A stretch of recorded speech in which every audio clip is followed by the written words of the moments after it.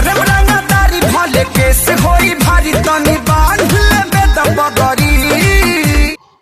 आज करब रंगदारी भले केस होई भारी तनी बांध लेबे दा पगड़ी।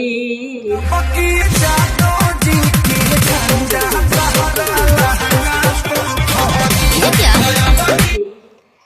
तब की जादव जी के झंडा तोहरा लहंगा पाफरी। नमस्ते प्रणाम, तो कैसे हैं आप लोग? आई होप आप लोग अच्छे होंगे। मेरा नाम गौतम कुमार। आज मैं भोजपुरी के एक ऐसे कलाकार के बारे में बात करने जा रहा हूं जो भोजपुरी के हिट मशीन कलाकार कहे जाते हैं। जैसे कि ये फोटो में देख सकते हैं। फोटो देखने के बाद तो कोई चेहरे के मुमताज नहीं है भोजपुरी इंडस्ट्री में। इनका नाम खेसारी लाल यादव है। इनका एक सॉन्ग रिलीज किया गया है 13 घंटा पहले। ये song best Bhojpuri recording studio से रिलीज किया गया है। ये सॉन्ग का टाइटल है कि यादव जी के झंडा तोहरा लहंगा पफरी।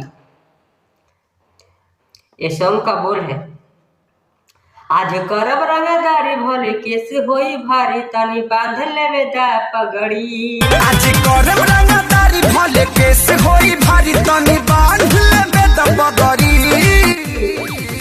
अब की जादव जी के झंडा तोहरा लहंगा पफरी।